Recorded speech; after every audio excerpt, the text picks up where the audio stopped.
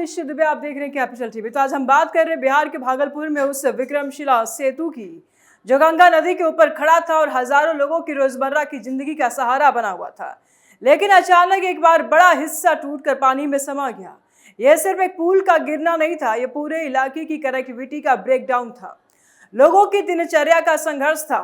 और अब उसी जगह पर एक टेम्परेरी बेली ब्रिज बनाया जा रहा है, जैसे एक ब्रिज के लिए दूसरा ब्रिज, ताकि ट्रैफिक फिर से चल सके।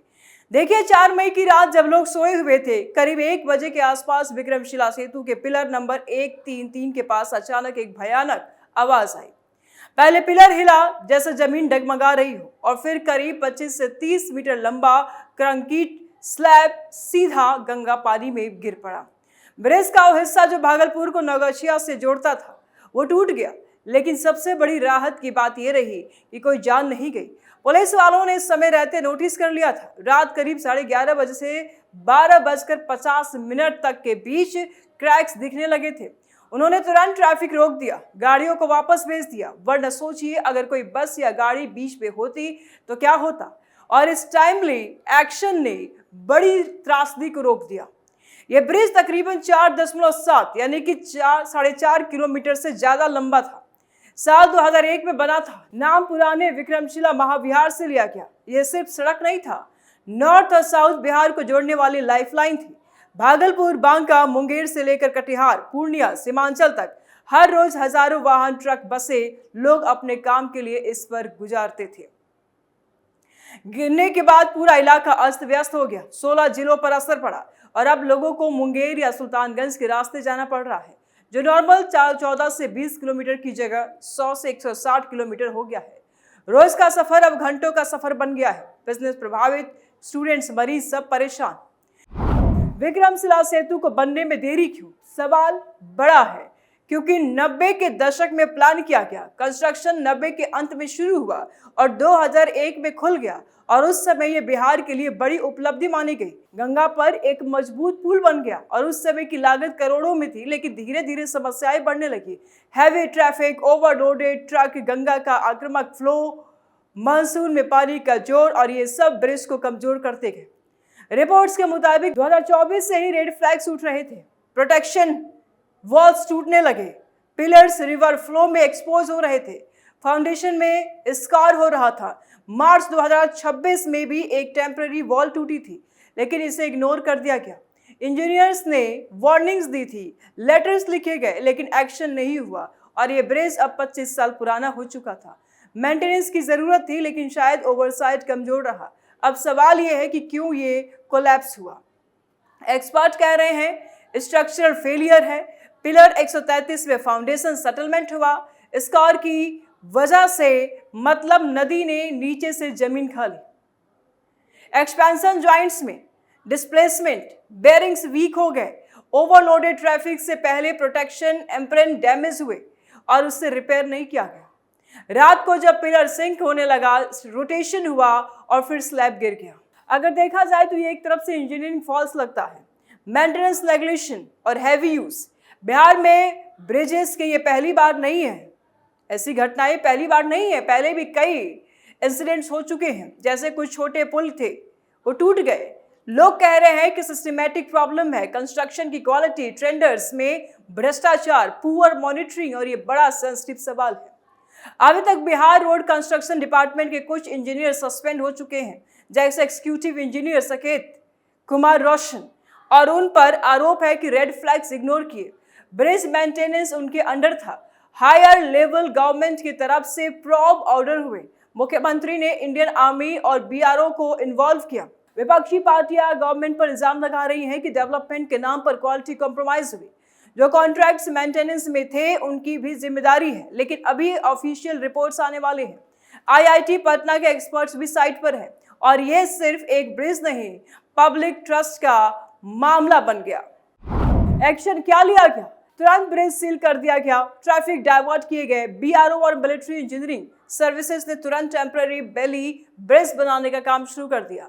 यह 49 मीटर का ब्रिज होगा, पहले लाइट व्हीकल्स के लिए और फिर हैवी भी। ये ब्रिज फॉर अ ब्रिज वाला कॉन्सेप्ट है। जल्दी कनेक्टिविटी रिस्टोर करना, मेन ब्रिज के रिपेयर में 2 से 3 महीने लग सकते हैं। पिलर्स इंटैक्ट हैं तो मेजर रिस्ट्रिक्शंस नहीं, लेकिन स्ट्रेंथनिंग लॉन्ग टर्म में पैरेलल ब्रिज का प्लान पहले से था और उसे एक्सेलरेट करने की बात हो रही है। गवर्नमेंट ने प्रभावित लोगों के लिए हेल्पलाइन, अल्टरनेटिव ट्रांसपोर्ट अरेंज किया। इकोनॉमिक लॉस को मिनिमाइज करने की एफर्ट्स चल रहे हैं। देखिए, ये इंसिडेंट बिहार का इंफ्रास्ट्रक्चर को आईना दिखा रहा है। कई सालों से लोग बोलते थे कि ब्रिजेस बन रहे हैं लेकिन क्वालिटी पर ध्यान नहीं है, और इस कॉम्प्लेक्स ने सबको जगाया है। और अब से strict monitoring, regular inspection, anti overloading drives और ये सब जरूरी है। गंगा जैसे नदी पर ब्रिज बनाना आसान नहीं है। रिवर डायनेमिक्स समझना पड़ता है, मॉडर्न टेक्नोलॉजी यूज करनी पड़ती है। बीआरओ जैसे ऑर्गेनाइजेशंस का इन्वॉल्वमेंट ये दिखाता है कि मैटर सीरियस लिया गया है। और अब टेम्परेरी बेली ब्रिज की तरफ आते हैं। ये मिलिट्री स्टाइल का होता है, जल्दी असेंबल होता है, स्ट्रांग होता है। बीआरओ की टीम्स साइट पर है एमएसए के साथ मिलकर के, और ये 25 से 30 मीटर गैप को कवर करेगा। पहले टेस्टिंग होगी और फिर ट्रैफिक लोगों को राहत मिलेगी, क्योंकि अब डिटूर से बचेंगे। लेकिन ये परमानेंट सॉल्यूशन नहीं है, सिर्फ टेम्परेरी है। मेन ब्रिज को दोबारा से बनाने का पुल प्लान चाहिए ही चाहिए। एक्सपर्ट्स का कहना है कि स्कॉल प्रोटेक्शन को बेहतर करो, सेंसर्स लगाओ, रियल टाइम मॉनिटरिंग के लिए रेगुलर अंडर वाटर इंस्पेक्शंस हो। इतिहास में ऐसे फेलियर्स हजारों हैं, देश में कई हुए हैं। बिहार में ये पहला केस नहीं है, बिहार में भी पहले ही हो चुके हैं और कितने सारे केसेस हैं। कुछ ब्रिजेस डिजाइन फ्लॉज से टूटे, कुछ मेंटेनेंस से और कुछ नेचुरल क्लामिटी से। विक्रमशिला का केस मिक्स लगता है।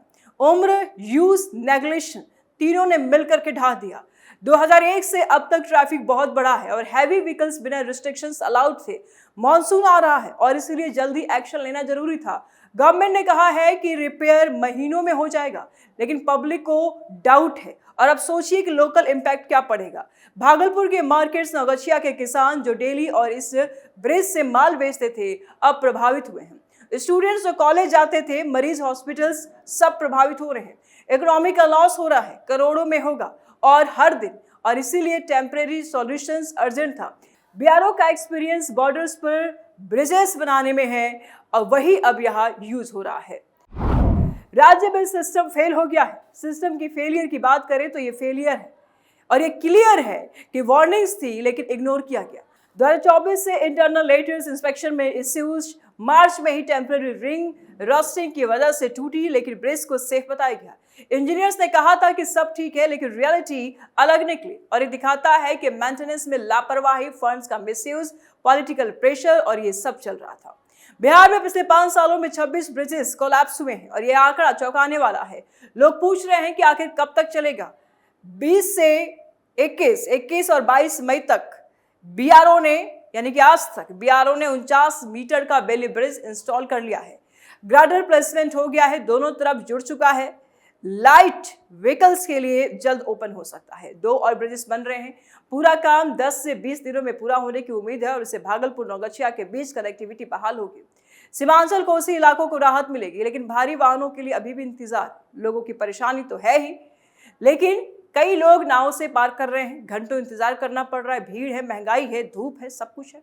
किसान अपना माल नहीं पहुंचा पा रहे हैं, व्यापारी घाटा उठा रहे हैं, स्टूडेंट्स की पढ़ाई प्रभावित हो रही है, इमरजेंसी मरीजों को दिक्कत हो रही है।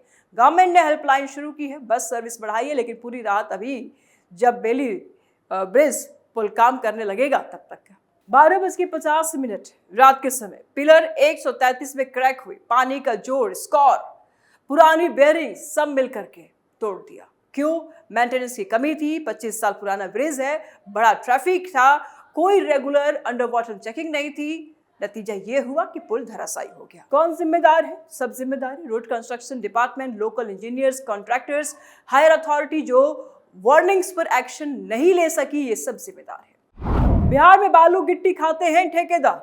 2001 में खुलने के बाद यह ब्रिज कई बार मेंटेनेंस में रहा। 2010 के बाद आसपास एक्सपेंशन ज्वाइंट्स बदले गए।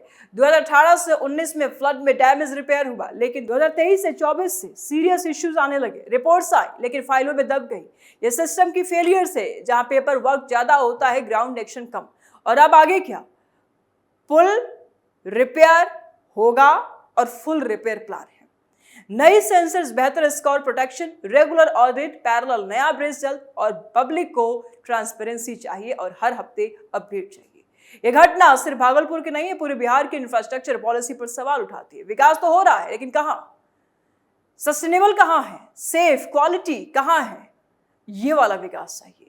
बीआरओ की तेजी सराहनीय है, आर्मी का सपोर्ट भी है, लेकिन लॉन्ग टर्म सॉल्यूशंस के बिना ये चक्र चलता रहेगा। और आगे बढ़ते हुए स्थानीय लोगों की कहानियां भी जरा सुन लीजिए। एक किसान कह रहा था कि रोज 50 किलोमीटर माल ले जाता था और अब नाव से दुगना खर्च, आधा माल खराब हो जा रहा है बीच में ही। एक स्टूडेंट बोला कि कॉलेज 4 घंटे का सफर हो गया है। एक डॉक्टर ने बताया कि इमरजेंसी में देरी से मरीज को रिस्क हो गया। महिलाएं, बुजुर्ग सबसे ज्यादा परेशान है। बाजार के सामान की कमी, कीमतें बढ़ी है। बीआरओ की टीम दिन रात काम कर रही है। तकरीबन 7.5 किलोमीटर से अधिक पीछे से बेली ब्रिज बन रहा है ताकि सेफ रहे और ग्राडर इंस्टॉलेशन पूरा हो। अब डेकिंग टेस्टिंग चल रही है और बता दें आपको कि 20 मई तक कि अगर अपडेट की अगर बात कर लें तो ब्रिज जुड़ चुका है, जल्द ओपनिंग है। और ये दिखाता है कि जब विल पावर और प्रोफेशनल टीम हो तो काम जल्दी होती है। अपनी राय कमेंट बॉक्स में जरूर दें, वीडियो को लाइक करें, ज़्यादा शेयर करें, चैनल को सब्सक्राइब करें। जल्द मिलते हैं नए अपडेट के साथ। दीजिए इजाजत, नमस्कार।